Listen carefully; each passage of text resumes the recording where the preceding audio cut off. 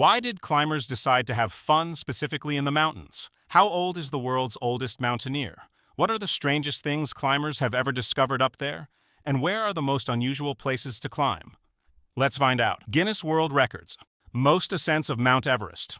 On May 27, 2025, 55-year-old Kami Rita Sherpa reached the summit of Everest for the 31st time, more than 28,000 feet, setting a new world record for the number of ascents. He first climbed it in 1994, and since then, he's returned almost every year, sometimes twice in a single season.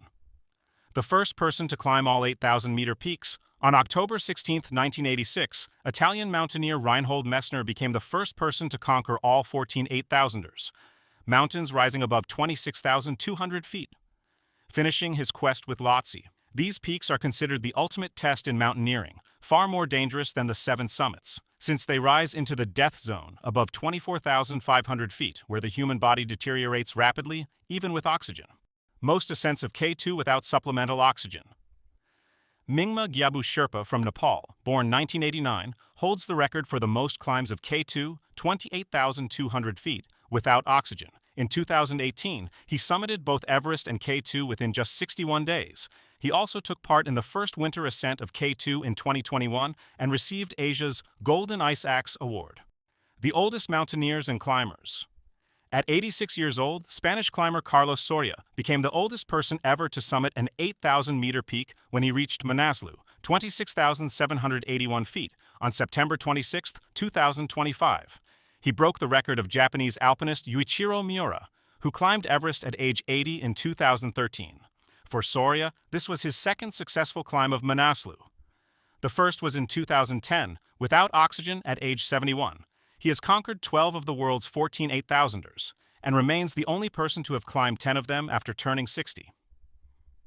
His goal is to complete all 14. Only Dhaulagiri and Shishapangma remain. Over the years, Soria has also become the oldest climber on K2, Broad Peak, Makalu, Gasherbrum 1, Kangchenjunga, and Annapurna. Roma Nechiporenko, 79, has been climbing for 55 years and holds the title of candidate for Master of Sports.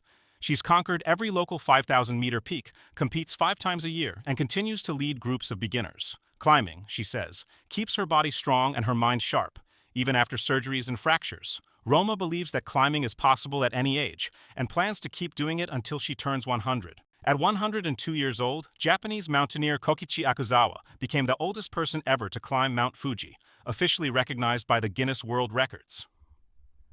He reached the summit on August 5, 2025, accompanied by his daughter, granddaughter, and friends from his climbing club. Badardien, after 2 nights spent on the trail. At 96, Akuzawa had already held the same record. In recent years, he overcame serious health issues, including heart disease and injuries, training for 3 months before this final climb. A lifelong climber, engineer, and teacher, Akuzawa now paints and volunteers, admitting that this ascent was likely his last one up Fuji.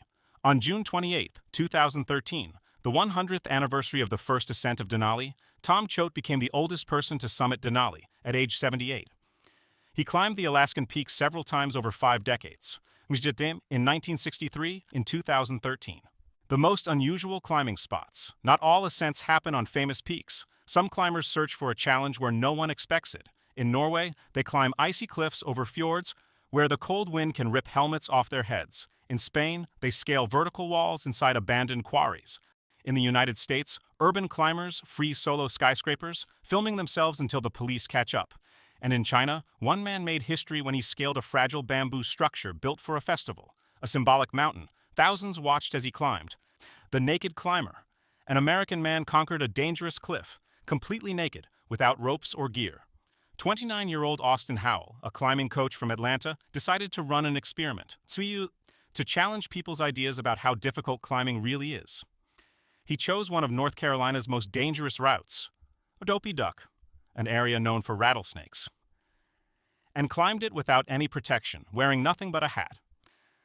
Austin later explained his decision by saying that people take climbing too seriously, and he just wanted to lighten things up a bit. Strange discoveries at the summit. Sometimes, the mountains themselves reveal what they've been hiding for decades. On Everest, climbers often come across the frozen remains of those who never made it back. A National Geographic expedition once discovered a boot containing part of a leg and a sock marked A.C. Irvine, belonging to Andrew Irvine, the British climber who disappeared on Everest in 1924. In 2015, another team on Mont Blanc uncovered a metal box buried in the ice. Inside were emeralds and sapphires, believed to have belonged to a passenger from a plane that crashed decades earlier. The stones were valued at hundreds of thousands of dollars, but the climber who found them didn't keep the treasure. He turned it in to the authorities. Sex on the summit. There are things people don't usually talk about out loud, but the mountains have always been a place where humans test their limits, in every sense. Sometimes it's not just about altitude and endurance, but about breaking taboos. In 2009, a couple who climbed Kilimanjaro admitted later that they shared an intimate moment right at the top. For them, it was a symbol of victory, over exhaustion, over the cold, and over themselves. But not every story ends romantically. In 2017, in Europe, two climbers attempted the same thing during a winter ascent. The wind grew stronger, the temperature kept dropping. Rescuers found them hours later, naked, wrapped in a thin sleeping bag. The woman didn't survive. The man was unconscious from hypothermia. It became a grim reminder. What seems like a game on flat ground can mean life or death in the mountains. Climbing and intimacy. Two powerful forces that can meet for just a second, and that single second can cost a life. A survey of 212 climbers found that sex in the mountains does happen, though it's rare at high altitudes.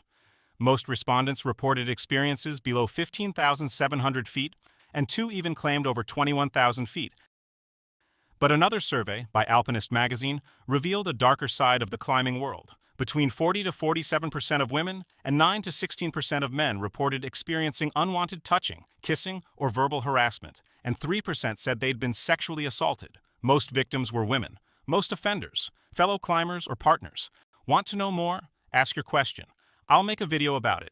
Don't forget to subscribe, like, and leave a comment. I read them all.